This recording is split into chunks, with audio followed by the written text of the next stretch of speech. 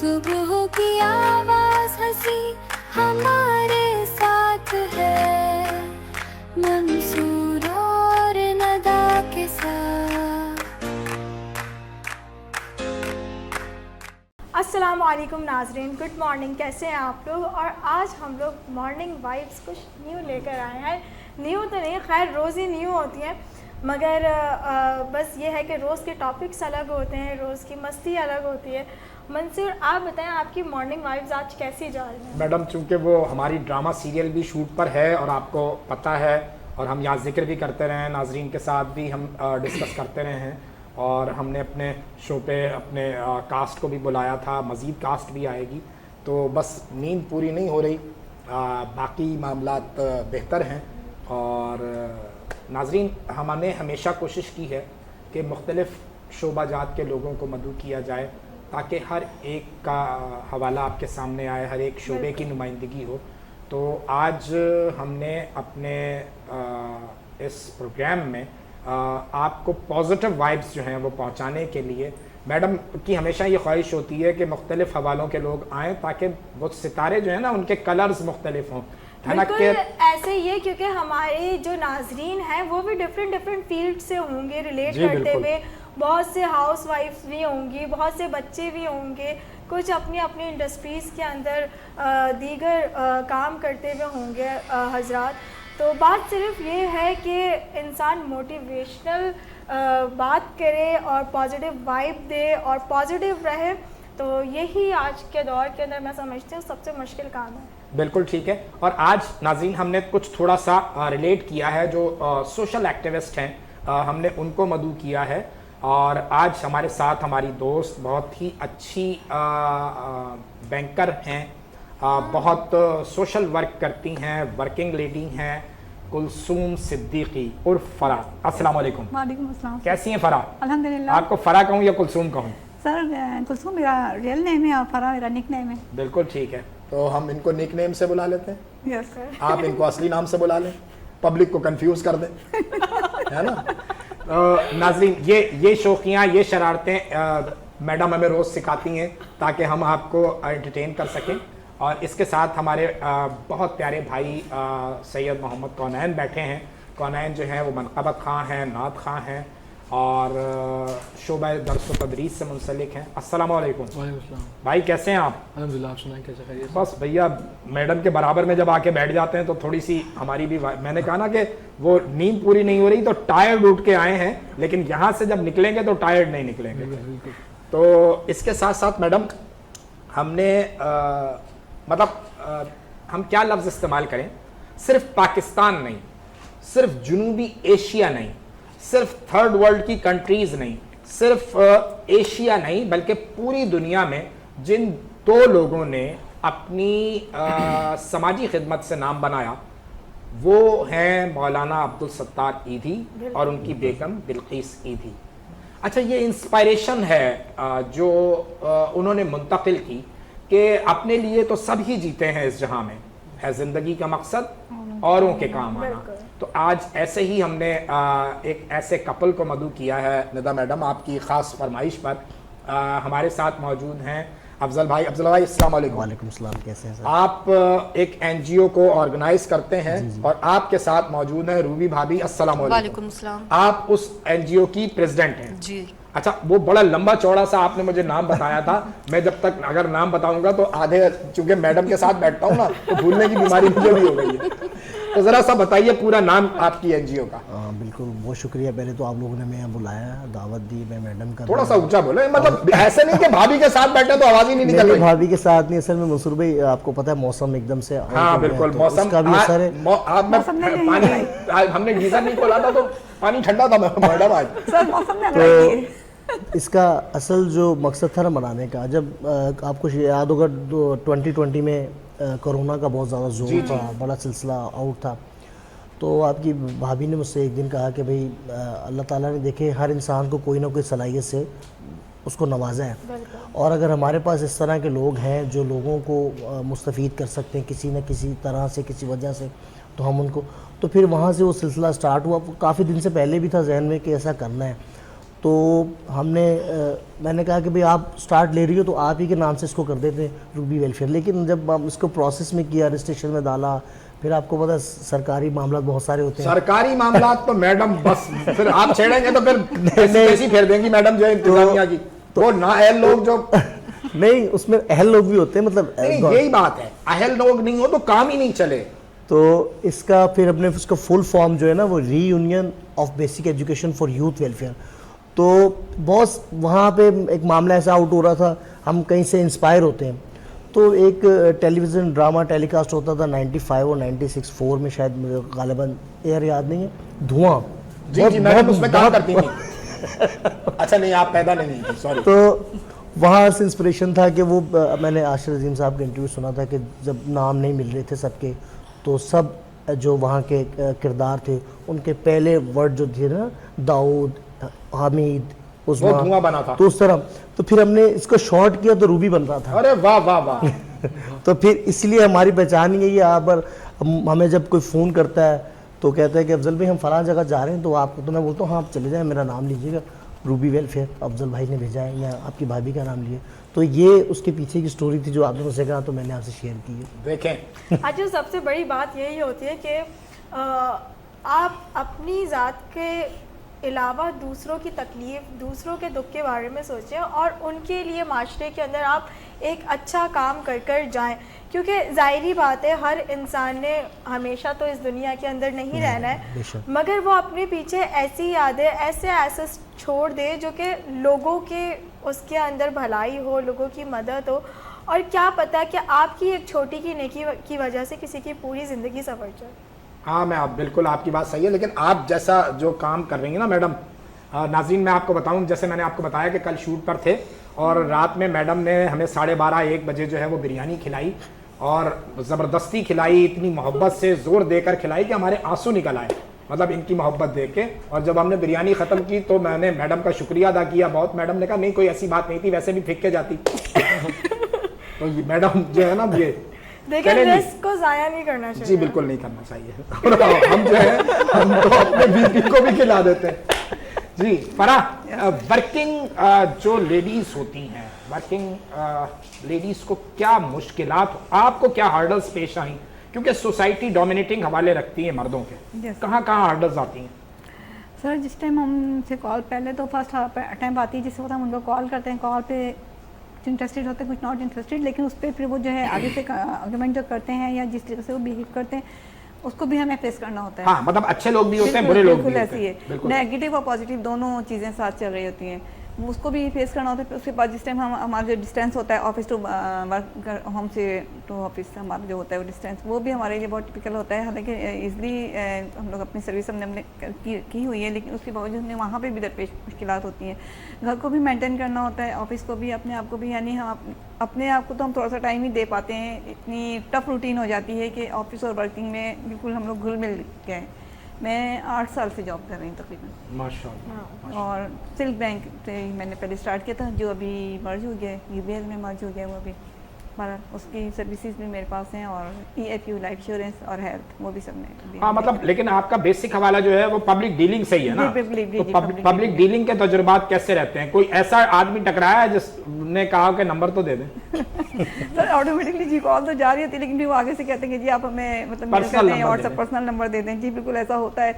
तो जहाँ हमें लगता है मुनासिब है कि जी मतलब सही है, सही बातचीत। अच्छा, आज के दौर में मगर नंबर चले जाना कोई इतनी बड़ी बात नहीं है, वो भी किसी मैडम नंबर चले जाना तो बात नहीं है, लेकिन अगर पर्स चला जाए तो बहुत बिल्कुल बिल्कुल ऐसे ही है। मगर उसके अलावा अगर मैं बात करूं तो ज़ाहिर आप पब्लिक डीलिंग करती हैं, तो कोई ऐसे लोग टकरे जो बहुत ज़्यादा टॉक्सिक हों और आप बोल रही हो कि बस खुदारा ये मेरे सर से उतर जाए। आप बिलीव करेंगे कि मेरे पास 500 कॉन्टैक्ट जो हैं वो मैंने ब्लॉक किए हुए हैं। अच्छा, कितने लोगों के पास इस शहर में तुम्हारा नंबर है? अगर आप शहर पूछते हैं तो मैं कहूँगी आधे शहर के पास। और द रीजन इज कि मैडम जो है वो पब्लिक डीलिंग करती हैं, इसलिए नंबर है। नाजरीन आप मतलब ये नहीं समझिएगा, मैडम आप नंबर बांटती हैं? नहीं, मुझे नंबर बांटने की जरूरत नहीं। तो फिर वो कौन आदमी था जो जुमे की नमाज के बाद आपके नंबर बांट रहा था? वो अच्छा इत्तेफाक की बात है, वो मैंने अपने ही एजेंट छोड़ा हुआ था, मैंने अपना नंबर बोल के इनके नंबर बंटवा दिए। अच्छा जी, चलें, अब जुमे की आपने बात निकाल दी है, मस्जिद की बात निकल गई है, तो हमारे पास हमारा प्यारा दोस्त वैसे तो एजुकेशनिस्ट है, लेकिन अब ये हमारे दरमियान मौजूद है, तो नाज़रीन ज़रूर हम इससे इस्तेफादा करेंगे। कौनैन मियाँ कुछ अता कर दें। चले मैं आपको एक नया से चंद शेर सुनाता हूँ। बिस्मिल्लाह। जनाब फरहान शायर अल-बैत फरहान जाफरी साहब के कलाम है। जी जी, नात को मैं आपको बिल्कुल अता करता हूँ। कीजिए। समात फरमाएं। करम हुजूर कैसा हुआ मदीने में, करम हुजूर कैसा हुआ मदीने में, और करम हुजूर कैसा हुआ मदीने में, हमारी नात का चर्चा हुआ मदीने में। जिए भाई जिए कौनैन मियाँ आप। हमारी नात का चर्चा हुआ मदीने में, और न सर झुकाने की भी दी गुलाम को मोहलत। शेर बतौर खास से समाज फरमाए। न सर झुकाने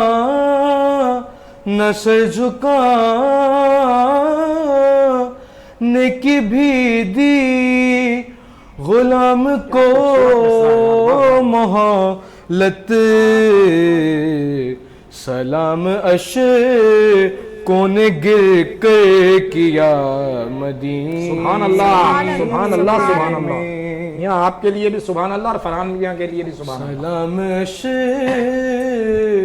कौन गिर कर किया मदीने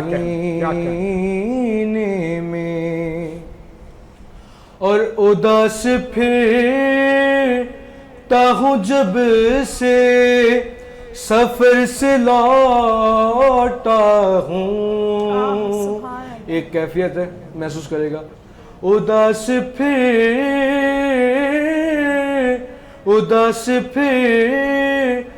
हूँ जब से सफर से लौटा हूँ, कि मैं तो आ गया दिल रह गया। सुभान अल्लाह, सुभान अल्लाह, सुभान अल्लाह। कि मैं तो आ गया दिल रह गया मदीने में, कि मैं तो आ गया दिल रह गया मदीने में, और जो देखा रोज़े सरवर से सुए कब्र बतूल, जो देखा रोज़े सरवर से सुए कब्र बतूल, हमारी नात हुई मरसिया मदीने में। मक्ता समाज फरमाए कि बना के सर को कदम पे करे खुलूस चला, बना के सर को कदम पे करे खुलूस चला, अरे गुलाम जब भी बुलाया गया मदीने में, गुलाम जब भी बुलाया गया, गुलाम जब भी बुलाया गया मदीने में। सुभान अल्लाह, सुभान अल्लाह, सुभान अल्लाह। माशाल्लाह से बहुत ही भाई कौनैन मियाँ कलाम था। वाकई और इस तरीके के जो चीज़ें होती हैं जो आपके दीन से रिलेट करती हैं तो वो आपको एक अलग ही जोन मतलब में लेके चली एक जाती है। तवानाई, एक बिल्कुल ऐसा एनर्जी ही जो है वो आपकी अच्छा, रूह में महसूस होती है बिल्कुल। निदा। अच्छा, एक पॉजिटिव वाइब जो मैं कहूँगी ना, लोग अक्सर ये बात कहते हैं कि मौसीकी जो होती है वो रूह की ग़िज़ा होती है, तो हम अगर इसको कन्वर्ट करें ना, तो अगर हम कोई आरफाना कलाम या बिल्कुल। नात या मनक़बत कुछ सुनते हैं तो यकीनन रूह की सरशारी है, रूह को गरमाती है। और बात जब रूह की आपने कर ली और रूह को गरमा लिया है तो मेरा ख्याल है कि वो चाय भी मंगवा ली जाए, और चाय जो है वो बहुत ज़रूरी है। सुबह सुबह मैडम जब तक 2 कप चाय ना पिए तो वो उनका जो है वो दिन शुरू नहीं होता। नाज़रीन, यहाँ लेंगे हम छोटा सा ब्रेक, हमारे साथ रहिए, अभी हाजिर होते हैं। सुबह की आवाज हंसी हमारे साथ है, मंसूर और नदा के साथ।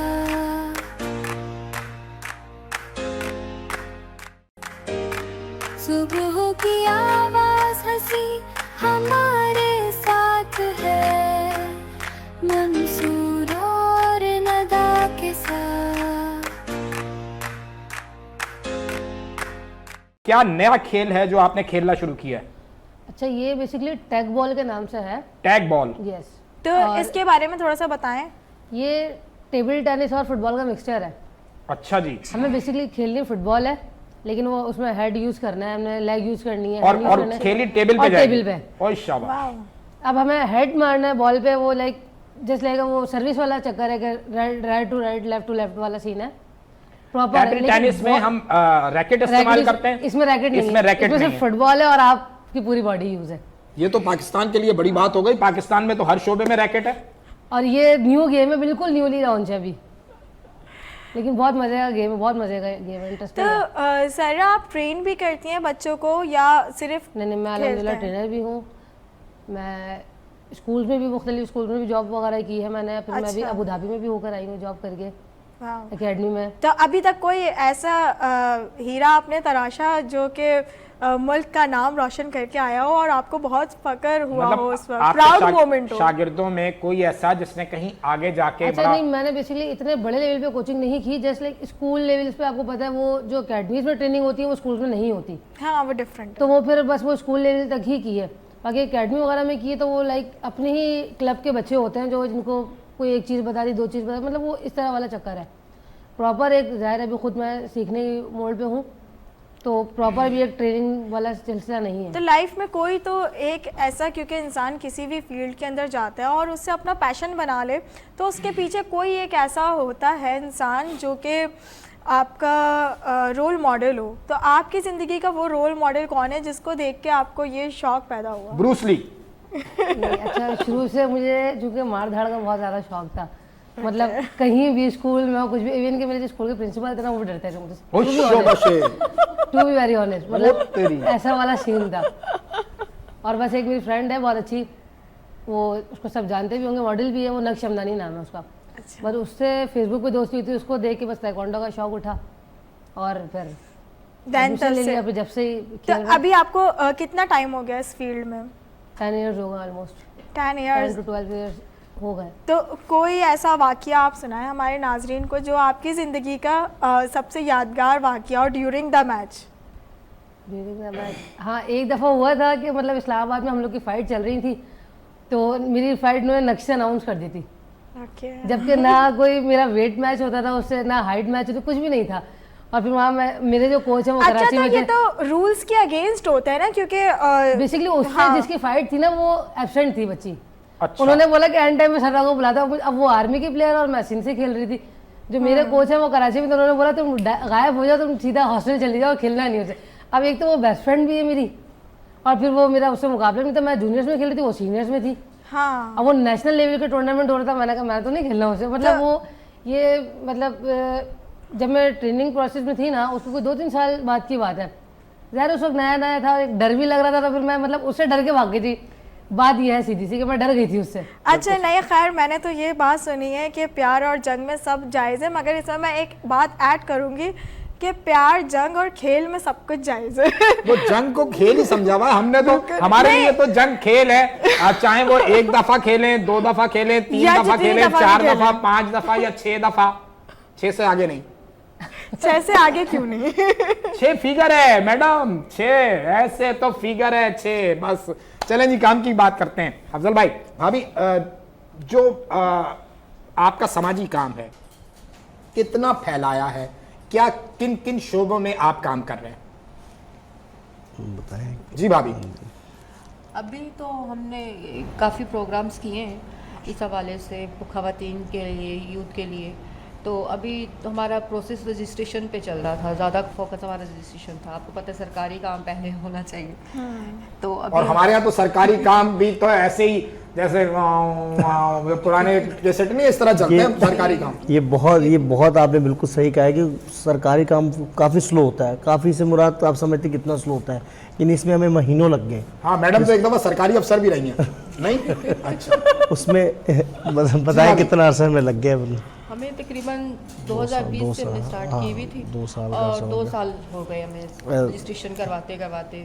कभी 2 साल में रजिस्ट्रेशन हाँ, मुकम्मल। बहुत स्लो काम है। बहुत स्लो काम हुआ है। तो आप बेसिक किस चीज़ के ऊपर काम कर रहे हैं? एजुकेशन। एजुकेशन फॉर यूथ, ये बेवा औरतों के लिए, यतीम बच्चों क्या के लिए। क्या क्या काम कैसे किया, कैसे करते हैं, कहाँ जाते हैं, किन लोगों से मिलते हैं, उनके मसाइल क्या, थोड़ा सा डिस्कस करें ताकि लोग आपको सुने। तो कोई आपसे जुड़ना अच्छा। चाहे, कोई आपको साथ देना चाहे तो वो पूरी। स्पेशली उन चीज़ों का बताएं जिन चीज़ों का आपको ना माशरे के अंदर बहुत ज़्यादा सामना करना पड़ता हो और वो बहुत टफ टाइम होता हो आपके जी लिए। अफजल भाई। एजुकेशन, हमने देखा है कि जो एजुकेशन है ना, वो इंसान के अंदर शऊर पैदा करती है। और ठीक है, पाकिस्तान में बहुत तरक्की हो गई, पाकिस्तान तरक्की कर भी रहा है, लेकिन कहीं ना कहीं जो है ना अभी भी कमियां हैं, और कमियां दिखती भी हैं। बहुत सारे बच्चे ऐसे हमने देखे हैं, वो पढ़ने की कोशिश करना चाह रहे हैं, लेकिन वो वसाइल उनको जो है ना वो नहीं मिल रही, या उनके लिए चीज़ें नहीं हैं। तो हमने इस पर बहुत काम किया है। हम समझ लें कि जो हमारे मेंबर्स इसके अंदर वो डोनेशन कर लेते हैं, या बाहर जो हमारे जो आउट एरियाज़ हैं जैसे इंटीरियर वगैरह, वहाँ अब हमारा इरादा यही है कि इसको जो है ना स्कूलों के अंदर ले जाए, क्योंकि मेरा एक वास्ता स्कूलों से भी रहा है और मैंने काफ़ी एजुकेशन पे काम भी किया है, और प्रिंसिपल भी रहा हूँ स्कूल में। और उससे फिर मुझे समझ में आने लग गया था कि कमी कहाँ है। जब आप एक दिन उठते हैं और आपको नज़र आता है कि सामने अंधेरा है, तो फिर आप खुद ब खुद आंखें भी मसलाते हैं और कहते हैं कि नहीं, मुझे उजाला चाहिए। तो जब आपके लिए उजाला ज़रूरी है तो हर इंसान को उजाले का हक है। इसमें ये भी एक चीज़ है ना कि देखें, अब शहर कराची, इस पर बहुत सारी चीज़ें हो रही हैं और गवर्नमेंट कर भी रही है, लेकिन मैं कहता हूँ कि गवर्नमेंट करी तो आपका भी उसमें किरदार होना चाहिए। मंसूर भाई, जैसे आपका ये बहुत ख़ास किरदार है आपका और मैडम का, कि आप लोग बुलाते हैं और अपने चैनल के ज़रिए या आपके ज़रिए से जो है हमारी बात लोगों तक पहुँच रही है, या मेरे या किसी भी शोबे से वाबस्तगा जो बात है ना। जी जी, ये खास तौर पे हम शुक्रिया अदा करना चाहेंगे आपके इस जुमले के साथ, अपने बिग बॉस का जो चैनल के चेयरमैन हैं, और उसके साथ हम अपने जो वाइस प्रेसिडेंट हैं, वो हमें ख़ास तौर पे ये हिदायत देते हैं कि ज़िंदगी के मुख्तलिफ शोबाजात से लोग बुलाएं ताकि वो सब तक सबकी बात पहुँचे। जी, अब आगे का स्टेप यही है कि ख़वातीन का, जैसे रूबी ने जिक्र किया है कि ख़वातीन के भी बड़े मसाइल हैं। हमें जब हम ये कर रहे थे सारे अमल को, तो मुझसे कहती थी रूबी के भाई आप तैयार रहा करें, फिर रात को भी अभी भी आ जाता है, 2 बजे भी फ़ोन आ जाता है, 3 बजे भी आ जाता है, और बड़े पोजीशन आउट रहती है कि आप मसला सुनते हैं ना तो पहले तो आप खुद परेशान हो जाते हैं। तो रूबी भाई भी, आपने ख़वातीन के जो मसाइल के ऊपर आपने बात की, तो क्या ऐसे मसाइल हैं जो कि आपको माशरे में ज़्यादा देखने को मिलते हैं? असल में कुछ औरतें हैं जो गुर्बत की वजह से परेशान हैं, और कुछ बेरोज़गार हैं, जो बेवा औरतें हैं जो जिनके शौहर नहीं रहे अभी, वो बेरोज़गार हैं। मैं उन चाहती हूँ तो वो बाहर निकले, काम करें, उनको हम रोज़गार मुहैया करें, हम उनके लिए काम करना चाहते हैं। ये अहम नुक्ता भाभी ने रेस किया। देखिए प्रॉब्लम कहाँ आ रही है, ये बार बार सोशल मीडिया पे भी ये चीज़ें बहुत दफ़ा हाईलाइट की जा चुकी हैं कि जो आपको पड़ोसी ममालिक है ना, ख़ासतौर पे हम बांग्लादेश की मिसाल लेते हैं जो हमारा ब्रादर इस्लामी मुल्क है, कि वहाँ की ख़वातीन जो हैं वो काम करती हैं और इंतहाई अदब और एहतराम के साथ, शायद हम कहीं किसी राशन की लाइन में खड़े हैं या किसी इमदाद की लाइन में खड़े, वहां से अपने मर्द खवातीन को निकालना है और उनको काम पे लगाना है। बहुत अच्छा काम ही है। एक बहुत अच्छा मोटिव है ये कि देखिए, मैं अक्सर, क्योंकि अब लोगों में बहुत अवेयरनेस आ गई है और अक्सर मैं लोगों को देखती हूँ, मगर पहले मैं ये बात कहा करती थी कि लोगों को राशन देने से अच्छा है उनको रोजगार दो। राशन आप एक दफ़ा दे दोगे, 2 दफ़ा दे दोगे, मगर आप अपनी आवाम को नकारा कर रहे हो। मगर जब उसके हाथ में रोजगार होगा तो वो जाहिर बात है, वो एक दफ़ा क्या, वो 1000 दफ़ा खुद लेकर खा सकता है, उसके साथ जो जुड़े हुए लोग हैं वो खा सकता है, वो एक माशरे के अंदर अच्छा शहरी बनकर जी सकता है। बिल्कुल बिल्कुल। और मैडम खुद भी फलाही काम कर रही हैं। तहजीब सोशल एंड कल्चरल ऑर्गेनाइजेशन है जो हमने फ़ाल की हुई है, और हमारी पूरी कोशिश होती है, जो मैडम ने बताया, कि वो हम एक दफ़ा किसी को मछली देने के बजाय हम कोई मछली का टोकरा दे दें उसको कि जाओ भाई ये बेचो, और उसके बाद फिर ये सर्किल चलाओ। तो बहुत अच्छी बात है। एजुकेशन की बात हुई कौनैन मियाँ, तो एजुकेशन का आपसे भी हवाला जुड़ा है। आप समझते हो कि आज की जो एजुकेशन है, जिसको हम मैट्रिक कहते हैं, जिसको हम इंटर कहते हैं, जिसको हम बीए कहते हैं, अब ये थोड़ा सा प्रोसेस जो है वो हमें कहीं चेंज करना पड़ेगा। आप आईटी के दौर में हैं, आप एआई के दौर में आ गए हैं, सोशल मीडिया ने पूरी दुनिया बदल दी है, तो क्या निसाब भी बदलना चाहिए? ऐसी बात है, निसाब में बदलना चाहिए, क्योंकि अगर हम फेडरल बोर्ड की निस्बत सिंध बोर्ड को देते हैं तो सिंध बोर्ड बहुत ही पीछे है फेडरल बोर्ड से। फेडरल बोर्ड में अगर हम 9 मैट्रिक में देखें तो फर्स्ट ईयर सेकेंड ईयर की लेवल पर पढ़ाया जा रहा होता है, और फर्स्ट ईयर सेकेंड ईयर की लेवल पर यूनिवर्सिटी का हम पढ़ रहे होते हैं। और बनिस्बत उसके सिंध बोर्ड में देखा जाए तो हम जो 9-10 में पढ़ना चाहिए वो हम पढ़ रहे हैं फर्स्ट ईयर सेकेंड ईयर में, और जो फर्स्ट ईयर सेकेंड ईयर में हम पढ़ना चाहिए वो हम पढ़ रहे हैं यूनिवर्सिटी में। जब भी आपने देखा होगा फर्स्ट ईयर सेकेंड ईयर में ज़्यादातर बच्चों के कम परसेंटेज आती है और उनकी पासिंग रेशियो भी बहुत कम होता है। तो हमें चाहिए कि अपने जो निसाब पर तवज्जो देनी है, हमें चेंज करना है, दुनिया के साथ चलना है, तो हमें एआई की तरफ जाना है। एआई की तरफ जाना है। मैडम मैंने सुना आपकी बड़ी दोस्ती है एआई से। देखें, जाहिर बात है कि मैं आज के दौर के अंदर रह रही हूँ, तो एआई के साथ तो मुझे दोस्ती रखनी पड़ेगी, मगर एआई के साथ साथ एक इंफॉर्मेशन मेरे पास आई है कौनैन की कि ये बहुत सुरीले भी हैं। मैडम के पास मुखबिरी पक्की आ गई। मैडम के मुखबिर जो हैं जेल के कोने कोने में फैले हुए हैं, और मैडम के पास ये इत्तला आई है कि कौनैन बहुत सुरीले हैं। यकीनन हमारे पास भी ये इत्तला है, कौनैन नात भी पढ़ते हैं, मनक़बत भी पढ़ते हैं और गुनगुनाते भी हैं। तो बस आज के हिसाब से मॉर्निंग वाइब्स हैं, तो कुछ अच्छा सा प्यारा सा गुनगुना लिया जाए। हाँ, लेकिन नाजरीन, हम जब ब्रेक से वापस आएंगे तो फिर कौनैन की आवाज से वापस आएंगे। यहाँ वक्त हो गया एक छोटे से ब्रेक का, हमारे साथ रहिए, अभी हाजिर होते हैं। सुबह की आवाज हंसी हमारे साथ है, मंसूर और नदा के साथ।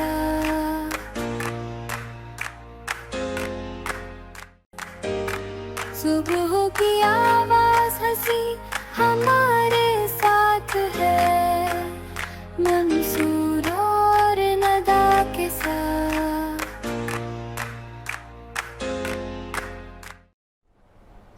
रंजिश ही सही, दिल ही दुखाने के लिए रंजिश ही सही, दिल ही दुखाने के लिए रंजिश, आप फिर से मुझे छोड़ के जाने के लिए रंजिश ही सही, दिल ही दुखाने के लिए रंजिश ही सही। किस किस को बताएंगे जुदाई का सबब हम, किस किस को बताएंगे जुदाई का सबब हम, तू मुझसे खफा है तो ज़माने के लिए रंजिश ही सही, दिल ही दुखाने के लिए आ रंजिश ही सही। माना के मोहब्बत का बताना है मोहब्बत, माना के मोहब्बत का बताना है मोहब्बत, लेकिन तू किसी रोज जताने के लिए आ रंजिश ही सही, दिल ही दुखाने के लिए आ रंजिश ही सही। एक उम्र से हूँ लज़्ज़ते गिरिए से भी महरूम,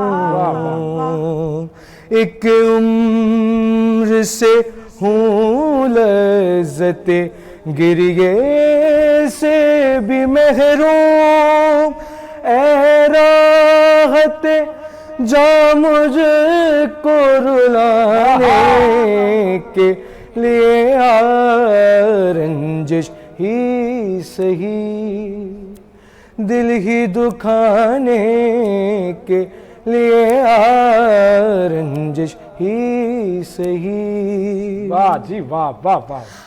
कुछ तो मेरे पिंदारे मोहब्बत का भरम रख, कुछ तो मेरे पिंदारे मोहब्बत का भरम रख, तू भी तो कभी मुझको मनाने के लिए आ रंजिश ही सही। क्या कहने, क्या कहने, वाह वाह वाह। दिल ही दुखाने के लिए आ रंजिश ही सही। वाह जी वाह वाह वाह वाह वाह वाह वाह, क्या बात है। जबरदस्त। अच्छा लेकिन मैडम एक चीज, जब ये कौनैन सुना रहा था ये गजल, मैं ऐसे चीजों को बराबर बराबर बैलेंस करने की कोशिश कर रहे थे कि ये जो कल का गीत है उसमें जो शायर है वो बता रहा है कि वो जो अगर ब्रेकअप हो गया है, सारे मामलात 19-20 हो गए हैं, तो वो रोना शुरू कर देता है, वो तरले शुरू कर देता है। आज गाना बिल्कुल चेंज हो गया है। आज तो आप ने सुना होगा कि मुंह पे मेकअप करके मैंने ये सब कर लिया और ब्रेकअप कर लिया और उसके बाद सब कुछ कर लिया।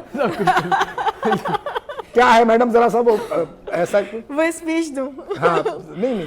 अच्छा बात देखें ये है कि उस दौर के जो शायर थे और उन्होंने काफ़ी ऐसी शायरियाँ की जो कि हकीकत की बुनियाद के ऊपर थे, क्योंकि तब टाइम एक अलग था, अभी सिनेरियो बहुत डिफरेंट हो गया, लोगों के माइंड सेट्स अलग हो गए, मगर वो शेर आज भी फिट होते हैं क्योंकि वो माशरे के हिसाब से हैं। ठीक है, नहीं आज की तो लड़की गा रही है ना दिल पर पत्थर हाँ, रखकर। मैं इसी बात पे आ रही हूँ, इसी बात पे आ रही हूँ। बात ये है कि जब आप किसी से मोहब्बत करते हैं, वो भले कोई भी हो XYZ, तो मोहब्बत कभी ख़त्म नहीं होती है। पहली अच्छा चीज़, नज़रिया हाँ ज़रूर बदल जाता है, मगर आज जो हमारी यूथ है वो इतनी अवेयर हो चुकी है, इतनी मतलब ये कह सकते हैं, इतनी पॉजिटिव कह सकते हैं, अच्छी बात है ये, इतने मटेरियलिस्टिक नहीं हो गई है। नहीं, मटेरियलिस्टिक नहीं है। लोग इतना मोटिवेशनल हो चुके हैं कि उन्हें इस चीज का पता है कि नहीं है कि हो गया ब्रेकअप, हो गया, अगली सुबह नई सुबह। क्योंकि देखें बात पता है क्या है, अगर आप किसी एक इंसान के लिए अपने आप को ख़त्म कर लेते हैं तो ये तो बेवकूफ़ी है ना। बिल्कुल ही, क्योंकि आपके साथ जो जुड़े हुए हैं वो बहुत सारे हवाले, बहुत सारे रिश्ते जुड़े हुए हैं, उन सबको आप किस चीज़ की सज़ा देते हैं? मैडम इस वक्त आप दानिश्वर लग रही हैं। वो किसी ने आपकी ये लाइन इस तरह कही थी कि ऐ दिल किसी की याद में होता है बेकरार क्यों, जिसने भुला दिया तुझे उसका है इंतजार क्यों। बिल्कुल चले जी। बिल्कुल बिल्कुल ऐसे ही है। तो बस यही बोलूँगी कि पॉजिटिव रहें और अपने रिश्तों की स्पेशली खुद से प्यार करें। जब आप खुद से प्यार करेंगे तो आपके इर्द गिर्द का जो माशरा है वो भी ज़ाहिरी बात है आप पॉजिटिव रख पाएंगे और अपनी लाइफ को भी आप पॉजिटिव लेकर चलेंगे। और रही बात देखें, अगर मोहब्बत के हवाले की बात करूं तो जो चीज़ आपकी होती है वो भले कहीं पर भी हो, कुछ भी हो जाए XYZ, वो आपकी ही रहती है। तो मोहब्बत तो मेरे हिसाब से ऐसी चीज़ नहीं है कि आप उसे ज़बरदस्ती कैद कर सकें। जी। और नाजरीन, ये आप जो है वो बड़े बड़े उनको सुनते होंगे जो आप पैसे लेकर आपको ये मुफीद मशवरे देते हैं। मैडम से आप फ्री ले रहे हैं, तो खैर फ्री की बात आई है तो बहुत सारा काम ऐसा है जो कर रहे हैं। क्या आगे के फ्यूचर प्लान है? आगे के जो फ्यूचर में हमने सोचा हुआ है, 2-3 डिस्ट्रिक्ट्स हैं, डिस्ट्रिक्ट कोरंगी है, डिस्ट्रिक्ट मलीर है, वहाँ पर जो है ना हम ख़वातीन के लिए सिलाई सेंटर मेरे ख्याल में नेक्स्ट नवंबर में इसी और दिसंबर तक जो है ना दोनों डिस्ट्रिक्ट में मंसूर भाई इंशाल्लाह अल्लाह के हुक्म से हम करने जा रहे हैं। और उसमें काफ़ी सारे लोगों का ताउन है, क्योंकि आपको पता कोई भी चीज़ जो है ना वो क्लियर तब तक नहीं होती जब तक ताउन ना हो। बहुत ज़रूरी है। और अकेला आदमी कुछ नहीं करता, ये पूरी एक टीम रहती है। हम अगर कहें जी हम 2 मियाँ बीवी यहाँ पर आ गए, हमने सिस्टम चला लिया, नहीं, हमारे बहुत सारे दोस्त हैं।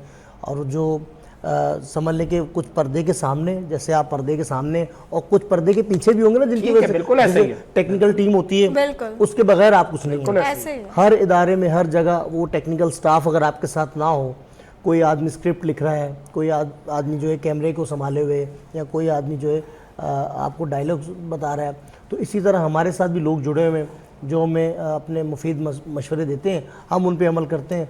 और अगर मशवरा ना हो तो मैं कहता हूँ सिस्टम चल ही नहीं सकता। बिल्कुल ऐसा ही है। अब बहुत सारी दफ़ा ऐसा होता है कि रूबी मुझसे काफ़ी बातें कहती है, और जिस तरह भी आप बार बार कह रहे थे ना कि रूबी भाभी, तो ये मुझसे अक्सर कहती हैं कि सब आम लोगों को तो भाभी बोलते हैं, तो मुझे रूबी भाभी क्यों बोलते हैं? मैंने कहा हमारे वेलफेयर का नाम है ना, तो इसीलिए तुम हिट ही उसी बात पे हो, तुम मशहूर ही उसी बात पे हो। अभी मैडम ने भी कहा और आप भी 2-3 दफ़ा कह चुके हैं कि रूबी भाभी। अच्छा लगा। हाँ, अच्छा लगा। तो वो आदत हो गई है, अब सिर्फ कोई खाली भाभी कहता तो उसको अजीब लगता है। तो मैंने कहा आप मशहूर ही रूबी भाभी के नाम से हो। बिल्कुल सही है। आप तो नहीं कहते ना? नहीं, मैं आप ना कहें। नहीं, मुझे एक वाकया याद आ गया। बीइंग ए जर्नलिस्ट, हम एक सियासी जमात के न्यूज़ रूम में बैठे हुए थे जहाँ से खबरें जारी होती हैं। तो एक मियाँ बीवी दोनों जो थे उस जमात के बड़े सरकर्दा हवाले थे। तो वो मैडम जो थी, मैं नाम नहीं कोट करना चाहूँगा, वो आई और आते ही उन्होंने कहा कि वो वहाँ का एक रिवाज है कि भाई कहते हैं नाम के साथ और बहन कहते हैं नाम के साथ। तो आते ही उन्होंने कहा कि भाई वो भाई हैं। अच्छा, मैं चूंकि जर्नलिस्ट था तो मेरा लाफ्टर जो था, तो वो उन्होंने कहा तुम्हारे। तो भाभी जो है वो मैं और निदा कहेंगे, कौनैन भाई कहेंगे, सरा मैडम कहेंगी। अच्छा, कहाँ जो पोर्शंस हैं अफजल भाई, वो कहाँ हैं? भाभी कहाँ काम आपने ज़्यादा किया है, किन इलाकों में? हमने मलीर में किया है, जैसे हमने कुकरापार में काम किया है, बर्फ़ खाने में किया है, या लिलाई टाउन में काम किया है हमने। तो अभी हम चाह रहे हैं कि डिस्ट्रिक्ट कोरंगी में, डिस्ट्रिक्ट मलीर में हम मज़ीद काम करें और सिलाई सेंटर वगैरह खोलें औरतों के लिए, ताकि जो औरतें काम नहीं जानती, सिलाई वगैरह करके कुछ जॉब वगैरह कर सकें, हम उनकी मदद कर सकें। हम उन ख़ास तौर पे हम औरतों की मदद करना चाहते हैं जो बिल्कुल बेसहारा है। अच्छा, इसमें एक एडिशन ये है कि जैसे अब आपने उनको सिखा तो दिया, अब उसके बाद भी एक अमल यहाँ पर ऐसे रुकता है कि उस जब आप जैसे आप कोई बच्चा इंस्टीट्यूट में जा रहा है कंप्यूटर लर्निंग के लिए, वहाँ से सीख के आता है, अब जब तक उसके पास कंप्यूटर नहीं है तो एक जुमला ना कि प्रैक्टिस मेक्स परफेक्ट, काम को काम सिखाता है। अब वो उसके पास अगर वो सीख रही है सिलाई, तो उसके पास अगर सिलाई मशीन घर पे भी नहीं है तो उसकी प्रैक्टिस भी नहीं होगी। और वो आप समझते हैं कि आजकल हर चीज़ जो है ना वो महंगाई के हिसाब से पहुँच से दूर जा रही है।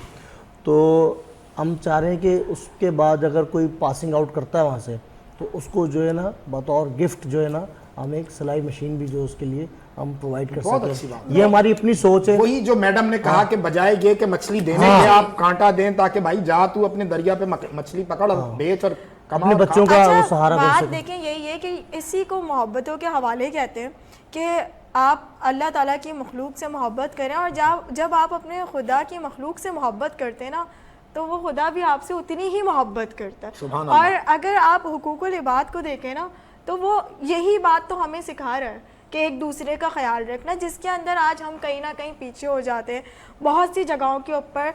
पहले अगर मैं उठाकर देखूं, पुराने जो हमारे बड़े बुज़ुर्ग थे, वो छोटी छोटी चीज़ों का बहुत ख्याल रखा करते थे उस टाइम पे, जबकि तब इतनी अवेयरनेस नहीं थी लोगों के अंदर, इतने बहुत सादा ज़िंदगी थी और बहुत आसान लोग थे, सीधी बात करते थे वो, कोई ऐसा नहीं था कि वो बात को ना बिल्कुल घुमा रहे हो। मैडम ये आजकल जो इतना फास्ट हो गया मामला, आजकल तो आप यकीन माने कि पहले फिल्म वगैरह या कोई ड्रामा वगैरह सब लोग फैमिली के साथ देखते थे, और आज तो पता नहीं बेशुमार चैनल है लेकिन कोई एक ड्रामा आप कंप्लीट नहीं देख सकते ऐसे। और दूसरी बात ये कि आहिस्ता आहिस्ता जो सोशल मीडिया ने एक अपनी भाई जगह बना ली है, जगह बनाई है, वो भी अपनी जगह है। सोशल मीडिया से कितना फायदा होता है सामाजिक काम के हवाले से?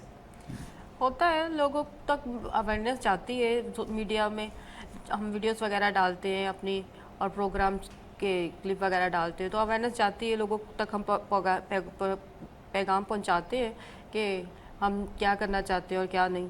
और आपके आने वाला जो मैसेज होता है ना, वो भी वहाँ तक डिलीवर्ड होता है। सही है। अब जैसे आपके ज़रिए से हमारा मैसेज जा रहा है, या वीनस चैनल है इसके ज़रिए, या तो उसके आजकल क्लिप चल जाते हैं, टिकर्स चल जाते हैं, उस तरह से सोशल मीडिया एक तरह के मेरा अपना ख्याल है, और आप भी इस बात से जो मुतफिक कि 80-90% काम सोशल मीडिया है। और अवेयरनेस देखें, हर चीज़ के पॉजिटिव नेगेटिव हवाले हैं ना। अगर आप बुरे हवालों में उसको देखना चाहेंगे तो वो आपके लिए बुरा है, और अगर आप पॉजिटिवली देखना चाहेंगे, अवेयरनेस के लिए देखना चाहेंगे, शऊर के लिए देखना चाहेंगे, तो फिर वो आपको उस तरफ भी लेकर आता है। कौनैन मेरे भाई, ऐसे बात से बात निकली कि जो हवाले हैं बेसिकली, चूंकि आपका एजुकेशन का हवाला है, उन्होंने कहा बड़ा एजुकेशन थोड़ा सा मैंने ऐसा, मेरी ऑब्जर्वेशन है, बीइंग ए जर्नलिस्ट मेरी एक ऑब्जर्वेशन है कि हम एक कौम की तरह, जो हमें बार बार ये ताना दिया जाता है कि शायद एक कौम नहीं है और हम एक हुजूम है, कुछ इस तरह की बात की जाती है।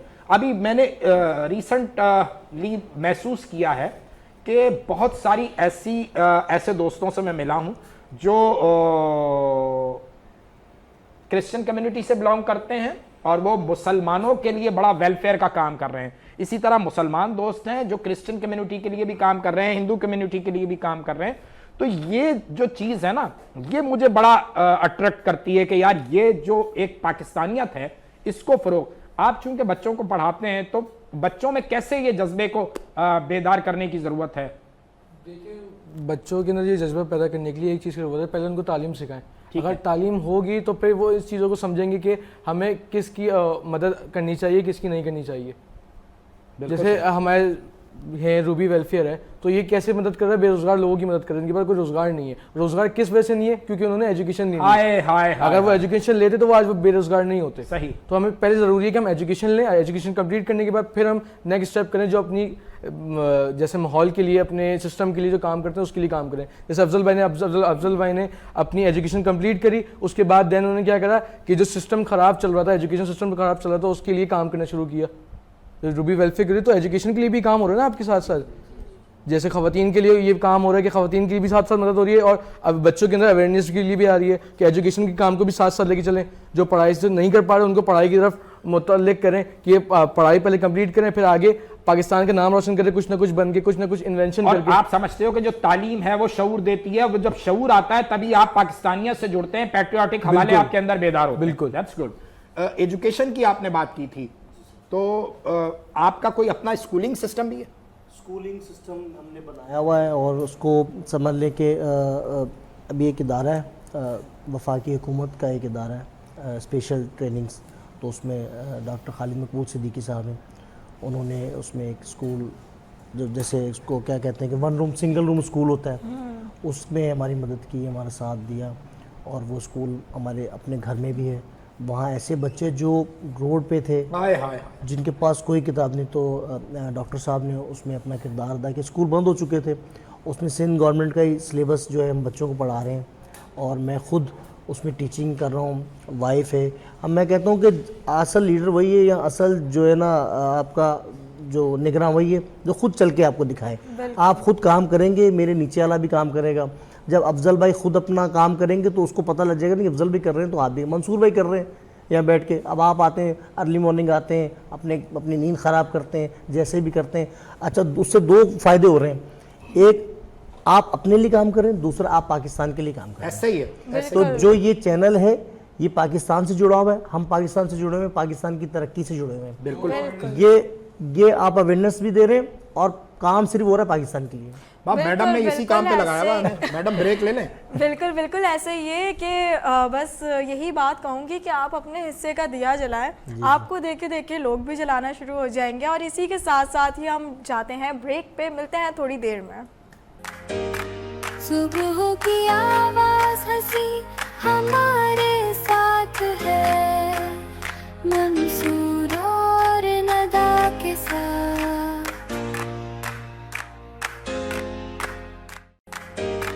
सुबह की आवाज हंसी हमारे साथ है, मंसूर और नदा के साथ। वेलकम बैक टू नाजरीन। और इसी के साथ साथ ही हम गुफ्तगू को कंटिन्यू करेंगे। सर्रा की तरफ आऊँगी कि इतना ये सारी चीज़ें कर रही हैं आप लाइफ के अंदर, माशाल्लाह से स्पोर्ट वूमेन है, घर का भी ज़ाहिरी बात है हवाला है, क्योंकि ये अपने घर की जो है वो सबसे बड़ी बहन भी हैं और भाई भी हैं। ये दूसरे नंबर पे अच्छा चले दूसरे नंबर पे, मगर इनका ये जो हवाला है ना भाई वाला, ये तो है ना क्योंकि ये बहन भी है और भाई भी है, तो कौन से ऐसा टफ टाइम, क्योंकि हर इंसान की लाइफ के अंदर आता ये है। आपने क्या बात कर दी, मुझे समझ में नहीं आई कि ये बहन भी है भाई भी है। वो बचपन में एक कार्ड आता था, उसको ऐसे देखो तो वो बुढ़ा होता था, ऐसे देखो तो जवान हो जाता था। बिल्कुल बिल्कुल। देखिए ये हाँ बिल्कुल ये हवाला मैंने यूँ दिया क्योंकि ये घर के अंदर जिम्मेदार भी हैं और काफ़ी सारी घर की मतलब घर में कोई भी काम खराब हो तो इन्हें जिम्मेदार हाँ, करार इन्हें दिया जिम्मेदार जाता है। ठहराया जाता है। और घर की काफ़ी जिम्मेदारियां ऐसी हैं जिसको ये अपने पैशन के साथ साथ उन जिम्मेदारियों को भी ये अच्छी बात निभा है, रही बहुत हैं। अच्छी बात है, बहुत अच्छी बात इसी के साथ साथ ही यही बात कहूँगी कि लाइफ के अंदर ऐसे अप डाउन्स आते हैं हर इंसान के, कि जिसके अंदर उसे ये लगता है कि यार अब शायद मैं अपने इस पैशन को कंटिन्यू ना कर पाऊँ। तो कभी कोई ऐसा टाइम आया और उसके अंदर आपने खुद को कैसे मोटिवेट किया, वो बताएं हमारे नाजरीन को। हाँ, जब लगा हो कि अब यार सब ये खत्म। हम मेरे बस का नहीं है। हाँ अच्छा, ऐसा तकरीबन मुझे रोज ही लग रहा होता चलो, है। मुझे ओवर थिंकिंग की बहुत मैडम को भी यही लग रहा होता है कि कल शो नहीं होगा। की बहुत नहीं, ज्यादा मुझे आदत है। ऐसा बिल्कुल नहीं लगता। नहीं, मुझे रोज ऐसे ही लग रहा था, लेकिन जब सुबह उठो फिर सब नई चीज़ें होती है, नहीं यार सब सही है, वो वक्त ही था वो। क्योंकि मेरे अंदर थोड़ा सा मसला है कि मैं ओवर थिंकर, बहुत बड़ी ओवर थिंकर हूँ, बहुत ज़्यादा, इसलिए।